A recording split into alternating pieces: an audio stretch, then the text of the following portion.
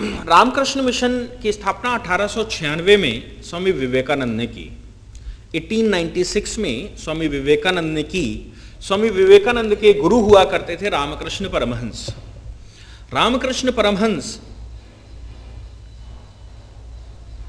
कलकत्ते में एक मंदिर के पुजारी होते थे और वहीं पर स्वामी विवेकानंद की इनसे मुलाकात हुई।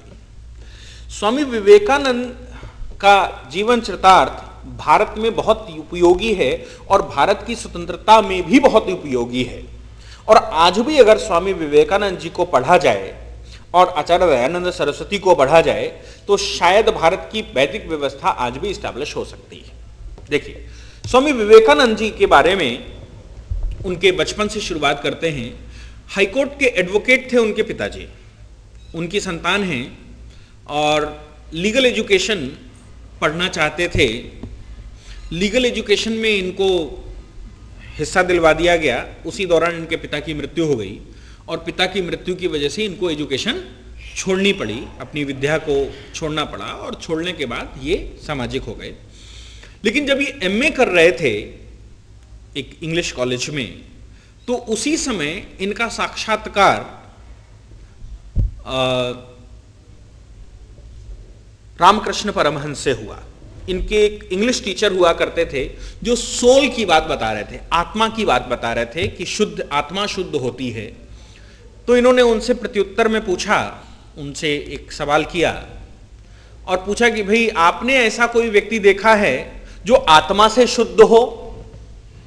तो उन्होंने जवाब दिया, yes I knows a person, मैं एक व्यक्ति को जानता हूं और वो हैं स्वामी रामकृष्ण परमहंस। तो इनकी जिज्ञासा हुई कि रामकृष्ण परमहंस से मिला जाए। रामकृष्ण परमहंस काली के पुजारी हैं, मूर्ति में पूजा करते हैं। मूर्ति पूजा को ईश्वर प्राप्ति का साधन जरूर मानते हैं, लेकिन वो अंतरात्मा या आत्मिक बातों पर बल देते हैं। वो कहते हैं कि आपको कंसंट्रेट होने के लिए, एकाग्र चित्त होने के लिए एक मूर्ति की आवश्यकता पड़ती है जहां पर आप एकाग्र हो जाते हैं, बल्कि सब कुछ तो अंतरात्मा में ही है, ऐसा उनका मानना है। तो रामकृष्ण परमहंस के पास ये जाते हैं उनको देखने के लिए कि ऐसा कौन सा साधु है, ऐसा कौन सा व्यक्ति है जिसके बारे में मेरा टीचर कह रहा है कि एक शुद्ध आत्मा का व्यक्ति है। ये उनको देखने गए तो रामकृष्ण परमहंस चूंकि दैवी शक्तियों के धनी थे, उन्होंने देखते ही पहचाना और विवेकानंद जी से कहा, इनका नाम नरेंद्र दत्त हुआ करता था, नरेंद्र नाथ दत्त विवेकानंद का नाम था बचपन का। स्वामी विवेकानंद तो बाद में, बहुत बाद में हुआ, रामकृष्ण परमहंस के और बाद में हुआ स्वामी विवेकानंद। महाराजा खेतड़ी ने इनका नाम रखा था। तो स्वामी जी इनके पास गए तो जैसे ही देखा रामकृष्ण परमहंस ने, तो उन्होंने इनको विष्णु का अवतार बताया। बोले कि तुम तो विष्णु का अवतार हो और युग परिवर्तन करने वाले हो, तुम में हमको ईश्वर दिखाई देता है। ऐसा जब इनसे कहा तो ये वहां से हटे और हटके अपने मित्रों के साथ मखौल बना रहे थे और कह रहे थे, देखो ये बाबा कैसा हो गया, इसको क्या पागलपन चढ़ा है, हमको कहता है कि तुम विष्णु के अवतार हो, तुम ईश्वर की देन हो और इस जमीन पर युग को परिवर्तित करने के लिए तुम्हारा जन्म हुआ और तुम्हारे इंतजार में ही मैं जीवित हूं। रामकृष्ण परमहंस ने कहा कि मैं तुम्हारे इंतजार में ही जीवित हूं। तो ये अपने मित्रों के साथ मखौल उड़ाते हुए घूमते फिरे और लोगों से कहते घूमे कि देखो मैं विष्णु का अवतार हूं, ऐसा एक मंदिर का पुजारी मेरे को बोलता है। काफी दिनों तक ऐसा चलता रहा। फिर इनके पिता की मृत्यु हुई, ये लॉ पढ़ने चले गए और इनके पिता की मृत्यु होने के बाद ये वापस आए तो घर का दायित्व तो इनके ऊपर आ चुका था, ये सबसे बड़े थे। और चूंकि इनके पिता हाईकोर्ट के एडवोकेट थे, लेकिन आज की जैसी एडवोकेसी नहीं थी, उस समय की सात्विक एडवोकेसी थी और हिंदुस्तानी एडवोकेसी, अंग्रेज एडवोकेट तो अलग बात हो गई, भारतीय एडवोकेट तो उसके पास जीविकोपार्जन के अलावा बहुत ज्यादा धन नहीं आता होगा। पिता की मृत्यु के बाद पूरा भार इनके ऊपर आ गया। पढ़े लिखे व्यक्ति तो थे ही, इंग्लिश एजुकेशन इन्होंने ली थी, तो उन्होंने पढ़ाना लिखाना, ट्यूशन वगैरह करना शुरू कर दिया अंग्रेजों के बच्चों को और जो धनाढ्य वर्ग के थे। लेकिन उसके बावजूद इनका काम नहीं चलता था।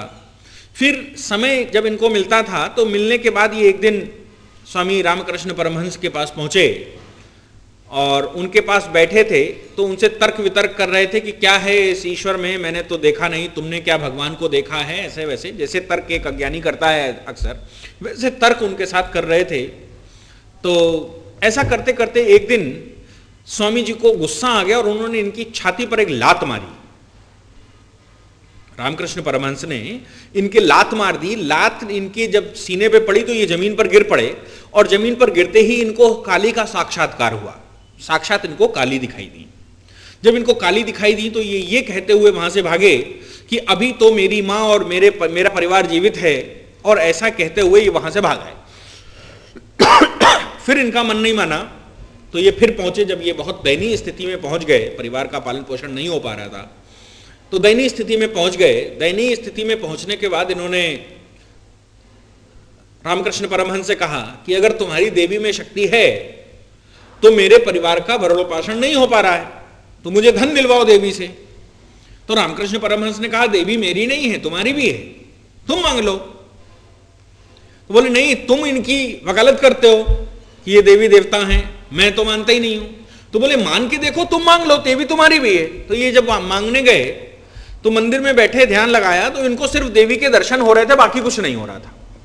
इस प्रकार ये 3 बार रामकृष्ण परमहंस ने इनको मंदिर में भेजा, लेकिन तीनों बार ये अपनी बात कहने में ही इनकी जिह्वा बदल जाती थी और जिह्वा बोल ही नहीं पाती थी कि हमें भरण पोषण के लिए व्यवस्था करनी है। लेकिन इनका जब ये वापस आए तो उन्होंने उनसे कहा कि तुम्हारी देवी है, तो ये तो मानने लगे कि देवी है क्योंकि अंदर जाने पर कोई हमको साक्षात्कार होता है, लेकिन तुम्हारी देवी के सामने मैं अपनी बात क्यों नहीं कह पा रहा हूं? इसका मतलब है कि तुम्हारी देवी को तुमने कुछ बरगला दिया है, तुमने कुछ ऐसा समझा दिया है कि मैं अपनी बात कह ही नहीं पाता हूं, जो मां मुझसे प्रसन्न होकर और मुझे कुछ दे।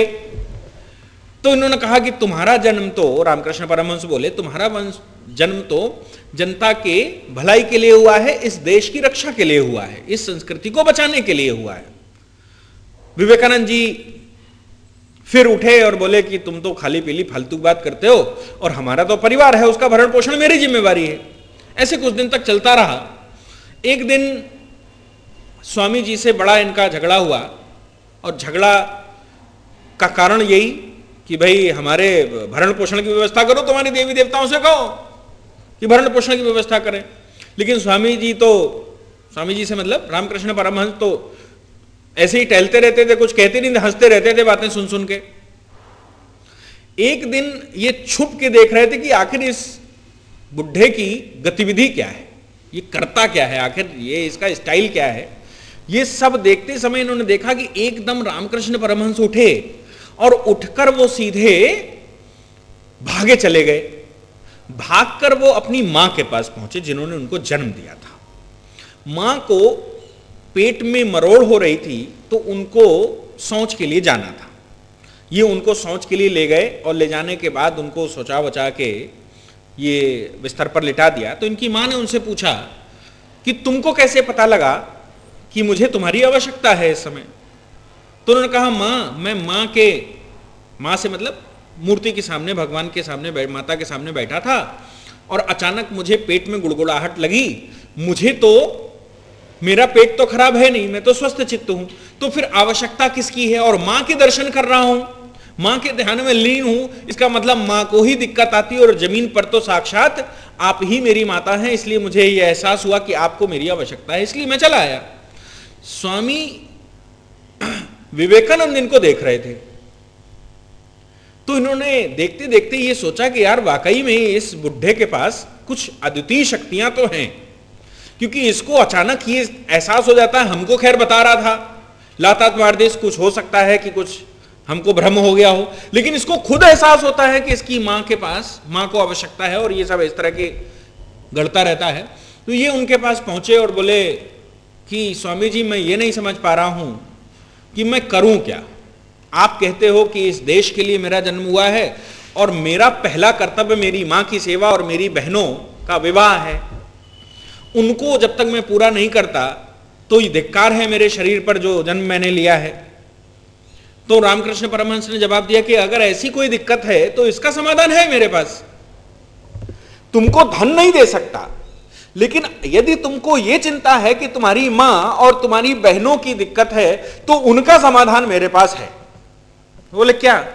तो चूंकि बहुत बड़े संत थे रामकृष्ण परमहंस और पूरा कलकत्ता उनको पूछता था, तो एक व्यापारी खड़ा था जिसके कुछ संतान वंतान नहीं थी, उसको बुलाया और बोले तुम ये बताओ, नरेंद्र के मां और बहनों का जिम्मेदारी ले सकते हो, इनकी बहनों का विवाह कर सकते हो अपने बच्चों की तरह, नरेंद्र की मां को अपनी मां समझ सकते हो?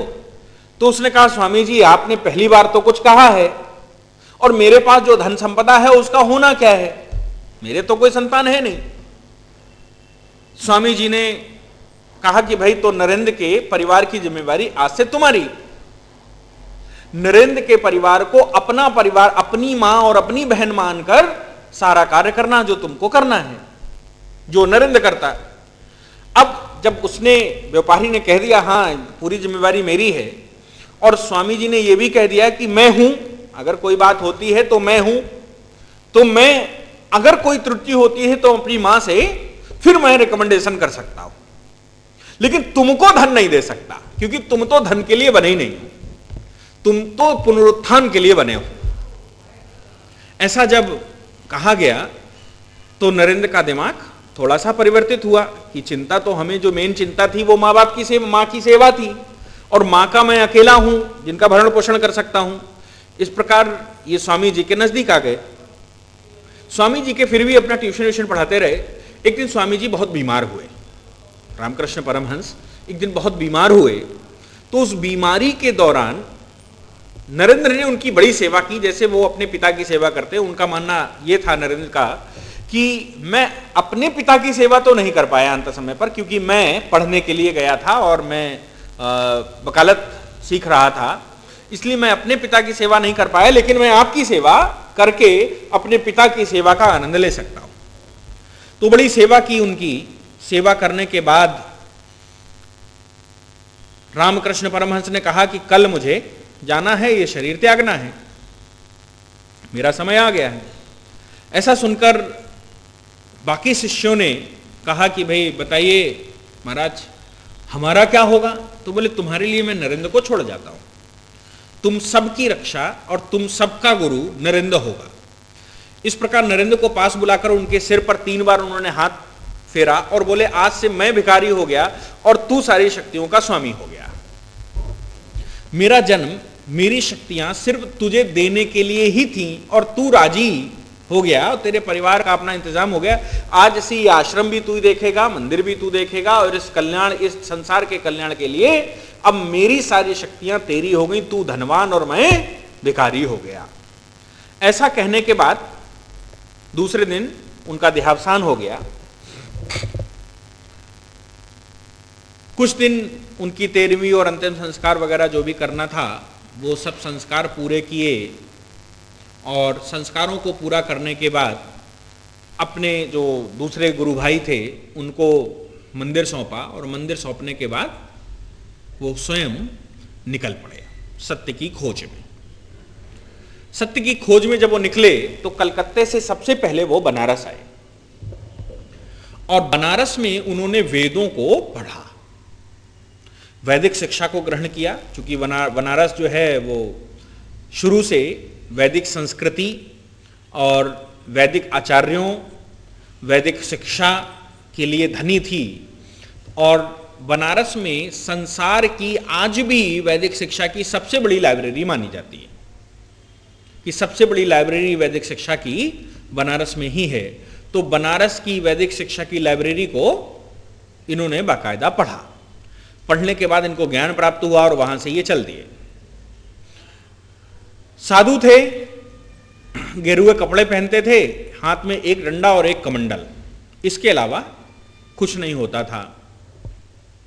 भिक्षा मांगते थे और भिक्षा मांगकर अपना भोजन करते थे, और भोजन करने के बाद जहां बैठ जाते थे वहां कुछ लोग इनसे कुछ पूछा बताई करने लगे, तो उनको ये वैदिक शिक्षा के बारे में बताने लगते थे, भारतीय मानव संस्कृति के बारे में बताने लगते थे, और मानव सभ्यता के बारे में बोलने लगते थे। और मेन उद्देश्य इनका जो एक्सपाउंडेशन था पूरे के पूरे वैदिक शिक्षा का, वो मानव की सेवा। इनका मानना ये था कि ईश्वर अगर कहीं बसते हैं तो वो मानव के हृदय में बसते हैं। और यदि एक जीव दूसरे जीव की मदद करे और दूसरे जीव की रक्षा करे तो यही उसका सबसे बड़ा धर्म है और यहीं पर वो ईश्वर का कार्य करता है। दूसरे जीव से मतलब जीव है, कोई मनुष्य की बात नहीं, जीव, कोई भी जीव जिसके अंदर प्राण हैं, उस जीव की रक्षा करना ही ईश्वर का कार्य है, क्योंकि ईश्वर जीव के रूप में विराजमान होता है, जन्म लेता है, ऐसा इनका मानना था। चलते चलते कहीं कोई पोस्ट मास्टर मिल गया तो वो इनका शिष्य हो गया, इनके साथ चल दिया। कभी किसी राजा ने इनको बुला लिया तो वहां बैठकर इन्होंने शिक्षा देनी शुरू कर दी। कुल मिलाकर देश का भ्रमण करना, भिक्षा मांगना और गांव-गांव जाकर लोगों को वैदिक शिक्षा के बारे में, मानवता के बारे में ज्ञान देना इनका उद्देश्य हुआ करता था। एक बार ये ट्रेन में बैठे जा रहे थे एक राजा के आमंत्रण पर, राजस्थान का एक राजा था, उसके आमंत्रण पर ये जा रहे थे। तो चूंकि राजा ने टिकट दिया था तो फर्स्ट क्लास की बोगी में विराजमान थे। फर्स्ट क्लास की बोगी में बैठे थे, वहां पर 2 अंग्रेज और बैठे थे जो अधिकारी वर्ग के थे। तो अंग्रेज वार्ता कर रहे थे इंग्लिश में कि भारत ऐसा निकृष्ट लोगों का देश है, जब कोई व्यक्ति कर्म छोड़ता है तो वो साधु बन जाता है, वो साधु बन जाता है और भिक्षा मांगकर अपना भरण पोषण करता है। ऐसे निकृष्ट लोगों का ये देश भारत है, इसीलिए हम इस पर कब्जा कर पाए। इस प्रकार के लोग यहां पाए जाते हैं। स्वामी जी सुन रहे थे, स्वामी जी ने कोई जवाब नहीं दिया। एक स्टेशन पर अंग्रेजों के लिए पानी आया, चूंकि अंग्रेज अधिकारी थे तो स्टेशनें तो सारी अंग्रेजों की थी, अंग्रेजों ने ही रेलवे लाइन बिछाई थी। तो जब इनके लिए पानी आया अंग्रेजों के लिए, तो स्वामी जी को भी प्यास लगी थी, तो उन्होंने उस अंग्रेज से इंग्लिश में कह के, please give me a glass of water to me also, जब कहा तो अंग्रेजों को समझ में आया ये साधु तो अंग्रेजी जानता है, पानी तो पी लिया। अब अंग्रेज ये सोच रहे थे बार बार कि आखिर ये साधु जब अंग्रेजी जानता है और हम इतनी देर से इसको धो रहे हैं बैठे, तो इसने जवाब क्यों नहीं दिया। ऐसा करने पर जब वो उतरने लगे स्वामी जी, तो स्वामी जी से अंग्रेजों ने पूछा कि excuse me, we want to know about you and why not you was responded to me when we are in a long time, from a long time, हम आपको गालियां देते आ रहे हैं लंबे समय से, तो तुम रिस्पॉन्ड क्यों नहीं कर रहे थे। तो स्वामी जी ने एक शब्द में जवाब दिया, this is not the first time when I met with the fools, ये पहला मौका नहीं है जब मैं किसी मूर्ख से मिला हूं, और मूर्ख को जवाब देना मूर्खता होती है, इसलिए मैं तुमको जवाब नहीं दे सकता। और ऐसा कहते हुए स्वामी जी ट्रेन से उतरकर चले गए। राजा के पास पहुंचे तो चूंकि दीवान ने बुलाया था, दीवान इनका भक्त था, और राजा अंग्रेजों के साथ, चूंकि अंग्रेजी शासन तो पूरा भारत में हो ही चुका था 1857 के बाद, तो जितने भी राजा बैठे थे वो सब अंग्रेजी पेंशन भोगी थे, काम तो अंग्रेजों के लिए कर रहे थे, राजा नाम के भारतीयों के लिए थे। तो जब ऐसा हुआ, राजा के पास गए तो राजा आखेट करके अंग्रेजों के साथ वापस आ रहा था। स्वामी जी अंदर पहुंचे और अंदर पहुंचने के बाद दीवान ने राजा से मिलवाया। तो स्वामी जी ने पहला शब्द जो राजा से कहा वो ये कहा कि क्यों अंग्रेजों के साथ मिलकर परजीव की हत्या कर रहे हो। यदि किसी जीव को तुम पालन पोषण नहीं कर सकते तो किसी जीव की हत्या में तुमको क्या मिलता है। और ये अंग्रेज हैं, इनके चक्कर में पड़ोगे, ये तो गुलाम बनाने आए हैं और ये भारतीय संस्कृति को समाप्त करने आए हैं। तो राजा चूंकि आखेट करके आ रहा था, भरी सभा में राजा से ऐसा कोई साधु कह दे, और राजा भी अंग्रेजी स्टाइल में पाश्चात्य संस्कृति को अडॉप्ट किए हुए, तो उनको आ गई गुस्सा। और गुस्सा आने के बाद उसने कहा कि तुम पढ़े लिखे तो बहुत लगते हो, और तुम्हारे बारे में हमने सुना भी है कि तुम बड़े एजुकेटेड हो। अरे क्यों नहीं किसी अंग्रेजी कंपनी के साथ या अंग्रेजी संस्था में नौकरी कर लेते, भरण पोषण तो तुम्हारा हो नहीं था, भरण पोषण तो तुमको हो जाता। तुम ये भीख मांग कर क्यों घूम रहे हो। भीख तो वो मांगते हैं जिनके पास टैलेंट नहीं होता। और तुम तो बड़े टैलेंटेड हो, बड़े पढ़े लिखे हो, तो फिर भी तुम भीख मांगने के लिए निकल गए। तो स्वामी जी ने जवाब दिया कि अगर हम अंग्रेजों की नौकरी कर लेंगे तो इस देश को दिशा कौन दिखाएगा? इस देश को दिशा दिखाने के लिए मेरा जन्म हुआ है, मैं इस देश को दिशा दिखाने के लिए आया हूं। तो उसने कहा अच्छा, दिशा दिखाने के लिए आए हैं तो ये बताओ कि इन मूर्तियों में काठ की और लोहे की और पत्थर की मूर्तियों में क्या रखा है? इनमें घंटी बजाते घूमते हो तुम सब लोग। क्योंकि अंग्रेजी संस्कृति आ चुकी थी राजा के पास, तो वो बोला कि ये घंटियों में तुम्हारा क्या रखा है, और ये क्या तुम इन मूर्तियों को घंटी बजा बजा के जगाते रहते हो? ये तो काठ की है, यानी कि लकड़ी की, पत्थर की और लोहे की मूर्तियां हैं। तो स्वामी जी ने कहा कि मूर्ति पूजा को तो मैं भी नहीं मानता, मैं तो आत्म ज्ञान को मानता हूं।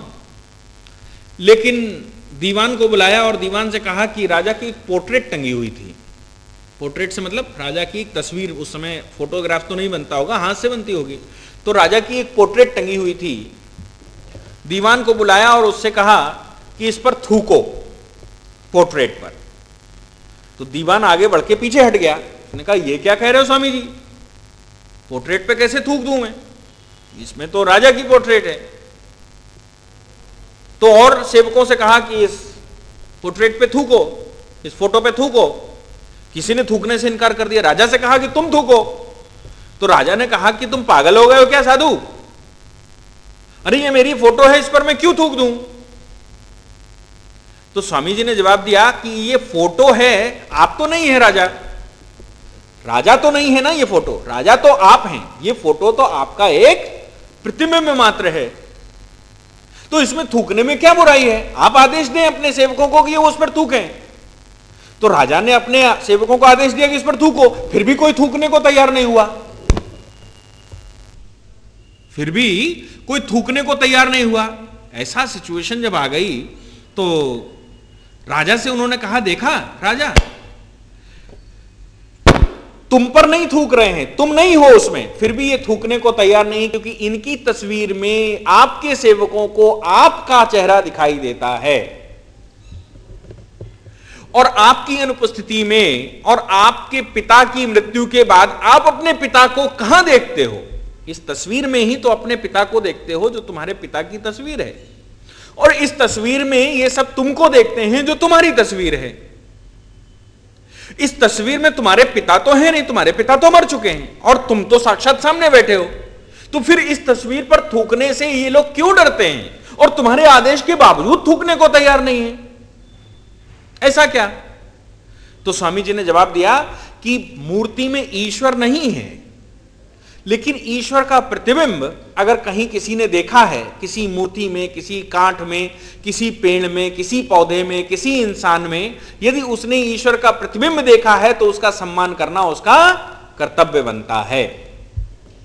चूंकि वो सम्मान कर रहा है और उसमें वो ईश्वर को देख रहा है, इसलिए मूर्ति पूजा का विरोध नहीं किया जाना चाहिए।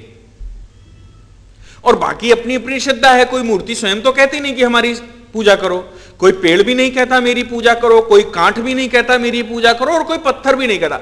लेकिन श्रद्धा स्वरूप यदि आप मान लेते हैं कि इसमें ईश्वर है, चूंकि ईश्वर तो कण कण में विराजमान है। स्वामी जी का मानना था कि ईश्वर तो घर की कढ़ाई और कढ़ाई में चलने वाले चम्मच में भी ईश्वर विराजमान है, जो कि भोजन बनाकर आपको दे रहा है और आपके जीवन का यापन कर रहा है। तो स्वामी जी का मानना था कि ये सब कुछ जब ऐसा है तो फिर किसी का विरोध, जब सब में ईश्वर देखते हो तो इस सृष्टि को बचाने के लिए, ईश्वर को बचाने के लिए, ईश्वर की आराधना करने के लिए किसी में भी यदि ईश्वर को मान लिया गया है तो वो भी श्रद्धेय है। राजा उतरा और उसने स्वामी जी के पैर पकड़ लिए, और पकड़ने के बाद बोले कि आज मेरी आंखें खुल गई हैं। जिस विषय को मैं जन्म से ढूंढता आया और उस विषय पे मैं आज तक नहीं विश्वास कर पाया, अंग्रेजी सत्ता पर मैं विश्वास करता था, जो प्रैक्टिकल सामने था, मैं आज से आपका बहुत बड़ा अनुयायी हो गया। इस प्रकार स्वामी जी टहलते रहे। एक व्यक्ति ने स्वामी जी से पूछा कि ये गिरे हुए कपड़े क्यों पहनते हो, बड़े पढ़े लिखे व्यक्ति हो, फिर भी ये गिरे हुए कपड़े पहने घूमते हो, इसका लॉजिक क्या है? तो उन्होंने कहा लॉजिक इसका कुछ नहीं है, गेरुए कपड़े पहनने से लोग मेरे बारे में यह सोचेंगे कि ये भिक्षु है, और भिक्षा मांगने वाले लोग मुझसे भिक्षा नहीं मांगेंगे। यदि मैं अच्छे कपड़े पहनकर घूमूंगा तो लोग मुझसे भिक्षा मांगेंगे, और जब लोग मुझसे भिक्षा मांगेंगे और मैं उनको भिक्षा नहीं दे पाऊंगा तो मुझे आत्मग्लानि होगी।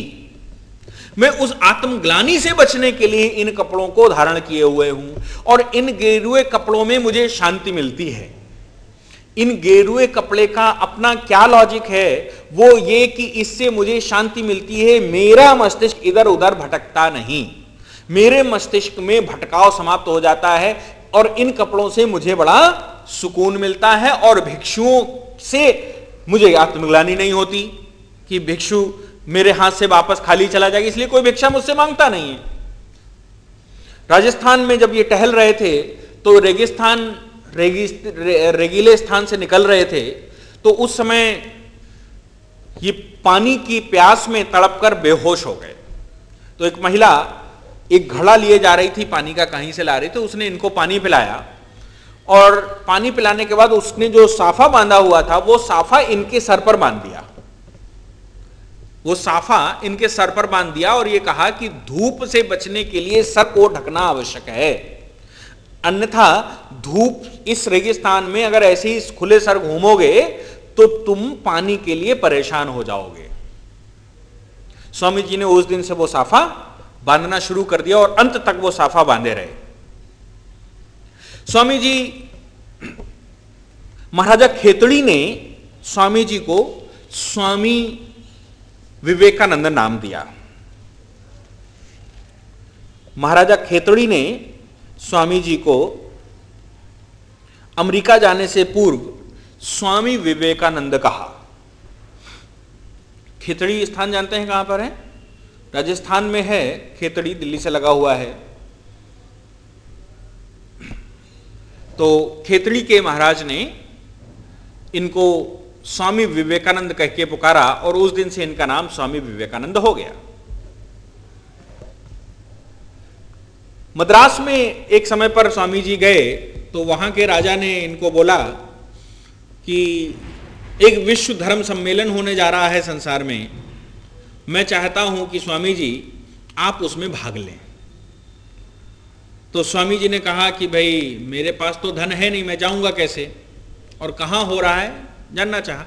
तो उनको सिर्फ इतना मालूम था कि अमेरिका में, चूंकि भारत वालों के लिए कोई धर्म का तो हम लोग तो धार्मिक मानते नहीं थे, वो कहते थे ये तो सब बेवकूफ लोग रहते हैं यहाँ, और यहाँ जो गेरुए कपड़े पहने टहलते हैं ये तो सब भिखारी होते हैं, धर्म तो हम जानते हैं जो चर्च बना रहे हैं। तो उन्होंने स्वामी जी से, उनको राजा को सिर्फ इतना मालूम था कि कहीं ऐसा सम्मेलन अमेरिका में होने जा रहा है। स्वामी जी को उन्होंने तैयार किया, तो स्वामी जी ने कहा ठीक है कि हमारी साइंस को आधुनिक तरीके से अगर कोई लेके आया है तो वो लोग लेके आए हैं, और हम आध्यात्मिक देश हैं संसार के, अध्यात्म और आज की आधुनिक साइंस अगर मिल जाए तो इस संसार का कल्याण हो सकता है। मैं ऐसा करने के उद्देश्य से वहां जाना पसंद करूंगा। राजा ने पूरे देश से लोगों ने पैसा चंदा इकट्ठा किया, उनके जाने की व्यवस्था की। उस समय जहाज चला करता था पानी का, चलने की जाने की व्यवस्था की। तो जितना खर्चा स्वामी जी ने जोड़ा उतना खर्चा तो पैसा रख लिया, और बाकी लोगों का वापस कर दिया। स्वामी जी समुद्र यात्रा करते हुए अमेरिका पहुंचे। शिकागो में जहां पर धर्म सम्मेलन होना था वहां पहुंचे तो मालूम पड़ा अभी तो 4 माह बाकी, अभी तो 4 माह बाकी।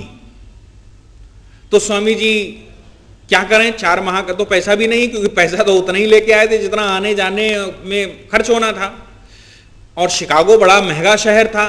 तो स्वामी जी वहां से बोस्टन के लिए रवाना हुए। एक शहर बगल में था बोस्टन, छोटा शहर था। बोस्टन के लिए स्वामी जी रवाना हुए ताकि सस्ते शहर में रह के कुछ समय ज्यादा बिताया जा सकता है। जब ये ट्रेन पर बैठे जा रहे थे तो एक महिला इनको मिली, और उस महिला ने स्वामी जी से वार्ता की। स्वामी जी इंग्लिश तो बहुत अच्छी जानते ही थे, पढ़े लिखे, एमए उस समय के ग्रेजुएट थे भाई। और आप सोचो कि एमए भारत में सन 60-65 बल्कि 70 तक एमए पढ़े हुए लोग बहुत ज्यादा एजुकेटेड भारत में माने जाते थे, और स्वामी जी तो सन 1890 के।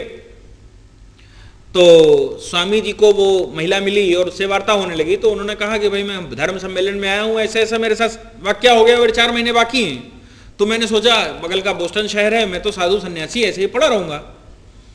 तो महिला ने कहा कि आप अगर चाहें तो स्वामी जी हमारे घर में निवास कर सकते हैं। तो वो महिला अपने घर में ले गई। महिला बोस्टन यूनिवर्सिटी की प्रोफेसर थी, तो वो स्वामी जी को कुछ समय बाद बड़ी प्रभावित हो गई। तो प्रभावित होने के बाद वो बोस्टन यूनिवर्सिटी ले गई स्वामी जी को। यूनिवर्सिटी के सारे प्रोफेसर्स बैठे और वहां का जो कुलपति था, वो कुलपति से स्वामी जी की चर्चा होने लगी। कुलपति से जब स्वामी जी की चर्चा हुई तो कुलपति बड़ा प्रभावित हुआ। उसको लगा कि हम तो संसार के अग्रणी देश अपने आप को मानते हैं और अध्यात्म के बारे में वो फिलॉसफी का टीचर था, तो हम तो फिलॉसफी को ऐसे ही अडॉप्ट करते हैं कि फिलॉसफी हमारी देन है, बल्कि तो ये तो आध्यात्मिक व्यक्ति है और इसके पास तो बहुत ज्यादा नॉलेज है। तो जब उनसे कहा कि आप किसका प्रतिनिधित्व करने आए हैं, तो स्वामी जी ने कहा कि ये हमको नहीं मालूम किसका प्रतिनिधित्व करने आए हैं, हमको तो भारतवासियों ने भारतीय विरासत के साथ यहां भेज दिया है। तो कुलपति ने कहा कि बिना रिप्रेजेंटेशन के तो इस सभा में आप उस सभा में भाग ही नहीं ले पाएंगे, बिना रिप्रेजेंटेशन के उस सभा में आप भाग नहीं ले सकते, इसलिए आपको रिप्रेजेंटेशन तो चाहिए।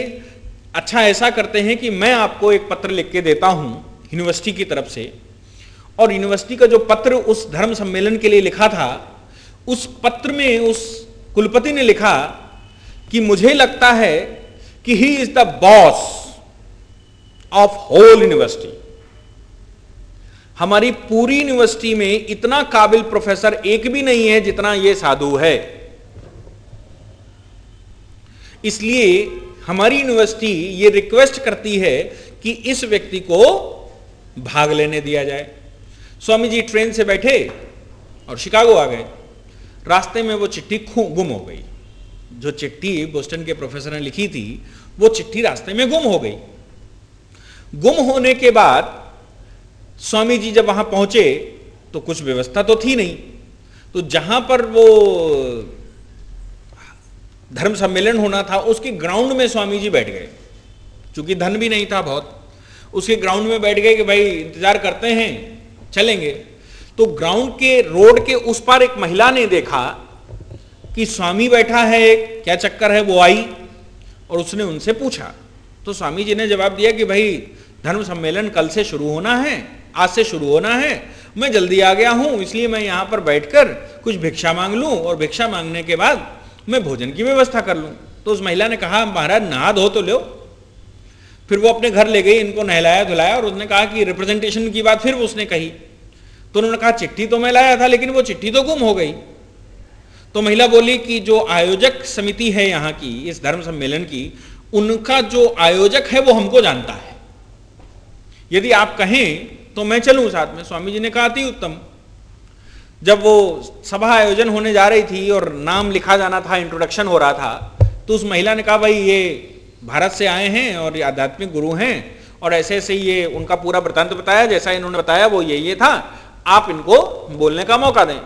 स्वामी जी से जब मौके की बात आई तो स्वामी विवेकानंद से पूछा कि सब्जेक्ट क्या है, तो उन्होंने कहा वो तो हमको नहीं मालूम कि सब्जेक्ट क्या है। तो उन्होंने कहा भाई मेरे पास जो सब्जेक्ट थे वो तो सारे वितरित हो चुके हैं, अब जो सब्जेक्ट मेरे पास बचा वो शून्य है।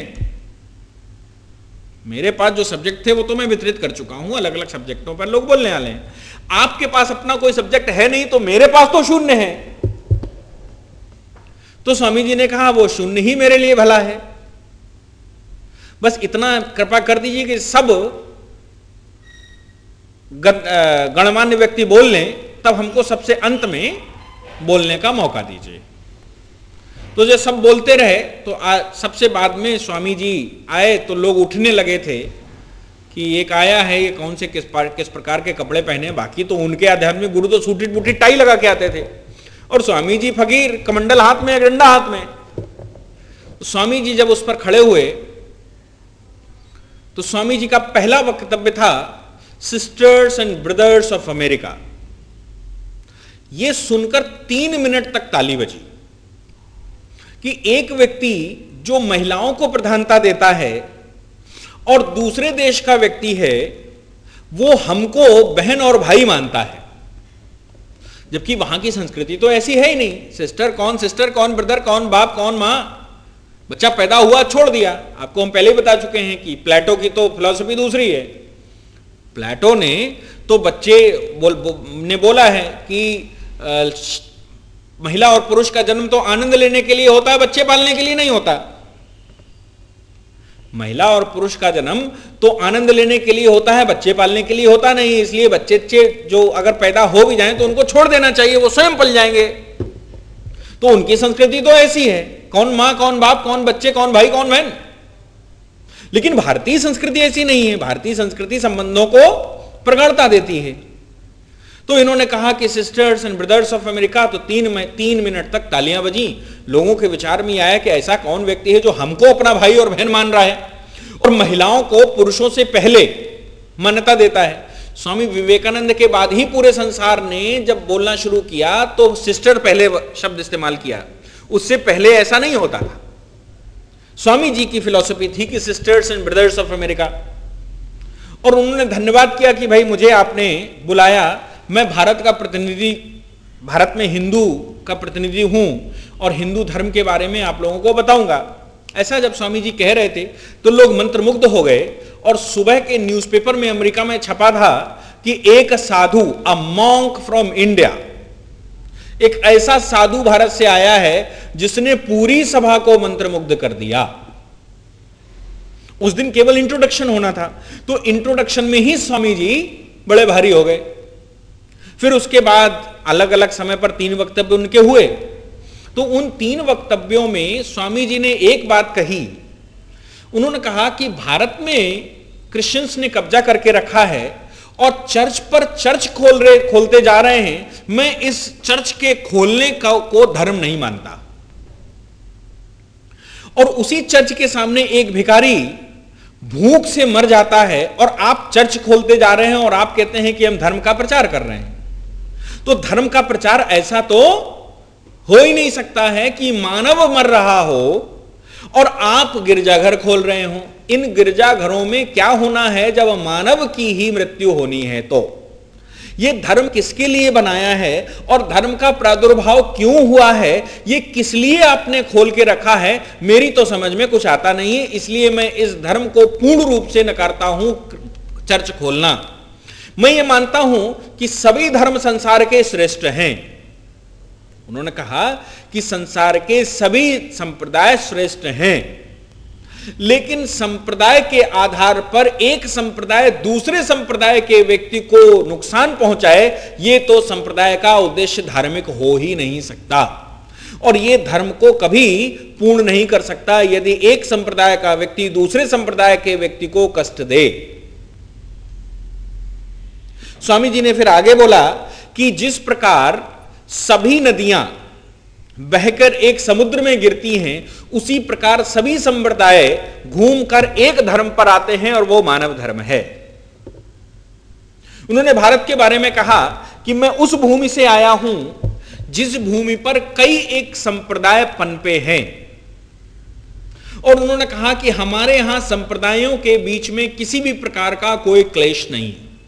जो जिस संप्रदाय को मानता है, जो जिस भक्ति प्रार्थना को मानता है, जो जिस भक्ति भाव को मानता है, जो जिस प्रकार ईश्वर की आराधना करता है, वो उस प्रकार आराधना करता है। भारत में इस बात को लेकर कोई भी किसी भी प्रकार का मतभेद नहीं है और हम भारतवासी सिर्फ एक फार्मूला लेकर चलते हैं और वो है किसी भी व्यक्ति की मदद करना। कोई प्राणी भूखा ना सोए और किसी प्राणी को कष्ट ना हो, यह हमारा परम उद्देश्य रहता है। उन्होंने इस बात को लेकर कहा कि यहूदी भारत में आए तो यहूदियों को भारत ने शरण दी, उसके बाद पारसी भारत में आए, पारसियों को भारत में शरण दी, शक भारत में आए, शकों को भारत में शरण दी, सीथियन भारत आए, सीथियंस को भारत में शरण दी, लेकिन भारत ने अपना स्वरूप नहीं कभी बदला। और जितने आए यहां पर उन्होंने भारतीय संस्कृति को पसंद कर यहां पर रहना पसंद किया। उन्होंने कहा जब क्रिश्चियनों ने और मुसलमानों ने यहूदियों को भगाया तो यहूदियों का एक बहुत बड़ा तबका भारत में आ गया जिन्होंने अपना धर्म परिवर्तन नहीं किया।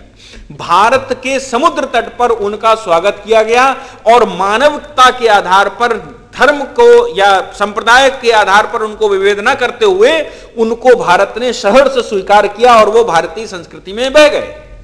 पारसी जब मुसलमानों ने अपना अस्तित्व बढ़ाया तो पारसियों ने, जिसने अपना धर्म परिवर्तन नहीं किया, वो भारत में आए और भारत ने उनका स्वागत किया। आज भारत में आप पारसी और यहूदियों को पहचान नहीं सकते कि भारत में कौन पारसी किस समय आया था और कौन यहूदी किस समय आया था। यह भारतीय संस्कृति का मूल उद्देश्य है। और उन्होंने कहा कि यह हमारा नहीं, सेकुलरिज्म के बारे में स्वामी जी ने कहा, धर्मनिरपेक्षता के बारे में उन्होंने कहा कि भारत में किसी भी प्रकार के किसी भी संप्रदाय में आपस में द्वेष भाव नहीं है। यह बात हमारे गीता में बहुत पहले भगवान ने कह दी थी और गीता के श्लोकों को याद दिलवाया और बोले कि भगवान श्री कृष्ण ने कहा था कि तुम किसी भी मार्ग से आओ, किसी भी संस्कृति से आओ, तुम किसी भी पूजा पाठ की पद्धति को अडॉप्ट करो, तुम्हें जिस प्रकार सभी नदियां घूमकर समुद्र में मिलती हैं उसी प्रकार सभी संप्रदाय के लोग घूमकर ईश्वर के पास आते हैं और आप हमारे पास आएंगे तो अंत में किसी भी संप्रदाय के व्यक्ति को आना मेरे पास ही पड़ेगा, ऐसा उन्होंने कहा। तो एकेश्वरवाद के बारे में स्वामी जी ने कहा कि ईश्वर कहीं एक है और रास्ते कहीं अनेक हैं, इसलिए एक रास्ते पर चलने वाला दूसरे रास्ते का विरोध करे, ऐसा धर्म नहीं हो सकता। और स्वामी जी की इस फिलॉसफी से पूरा अमेरिका इतना प्रभावित हुआ कि उसने स्वामी जी को धर्म गुरु मान लिया। पूरे संसार के धर्म गुरु के रूप में स्वामी जी को प्रतिष्ठापित किया। और स्वामी जी बार बार कहते आए, उन्होंने हमेशा कहा कि सभी धर्म महान हैं, सभी संप्रदाय महान हैं, किसी भी रास्ते से एक ही कार्य करना है और वो है मानवता। गिरजाघर, मस्जिद और मंदिर खोलने से बहुत ज्यादा लाभ हानि नहीं होने वाली। लाभ हानि अगर होनी है, ईश्वर का कार्य करना है तो किसी मानव को आपको सुसंस्कृत करना पड़ेगा और उसकी मदद करनी पड़ेगी। किसी मानव को कष्ट रहित जीवन जितना दे सकते हैं उतना जीवन आप दें, यही धर्म का प्रादुर्भाव का उद्देश्य है और यही धर्म है। जबकि आप अमेरिका में थे, अमेरिका में खुद ही अंग्रेजों का कब्जा था एक समय पर, उससे पहले, और उन्होंने ब्रिटिश शासन का भरपूर विरोध किया और कहा कि ब्रिटिश शासन भारत में जो कर रहा है वो सदैव धार्मिक नहीं है, इसका धर्म से कोई लेना देना नहीं, ये शासक वर्ग है और ये कब्जा करने के उद्देश्य से धर्म के नाम पर अत्याचार कर रहा है। इस प्रकार अमेरिकन यानी कि अंग्रेज जो अमेरिका में थे, अमेरिकन अंग्रेजों ने ब्रिटेन का विरोध कर दिया। फिर वो वहां से यूरोप चले गए और यूरोप में स्वामी जी रहे सन 94 से लेकर 1894 से लेकर 1897 1897 तक वो वहां पर रहे।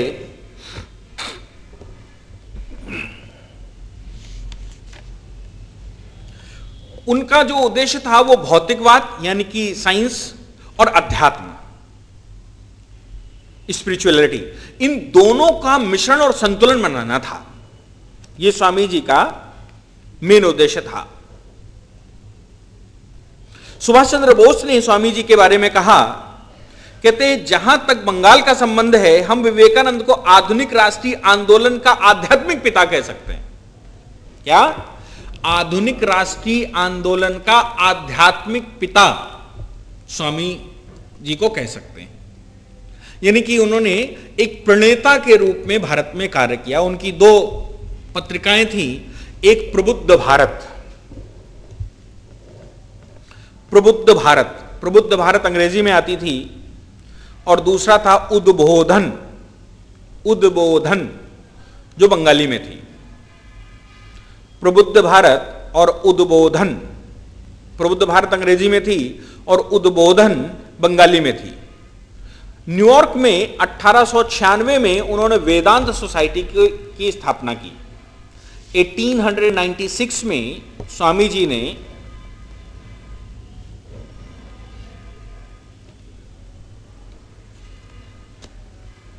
वेदांत सोसाइटी की स्थापना की?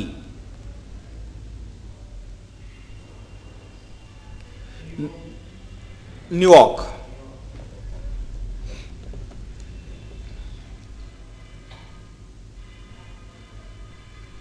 स्वामी जी का मानना था हमारे धर्म रसोई घर में है। जिन हिंदू धर्म की बात करते हैं तो हिंदू धर्म रसोई घर में है, मानव की सेवा करना उसका उद्देश्य है। ठीक, 1902 में स्वामी जी का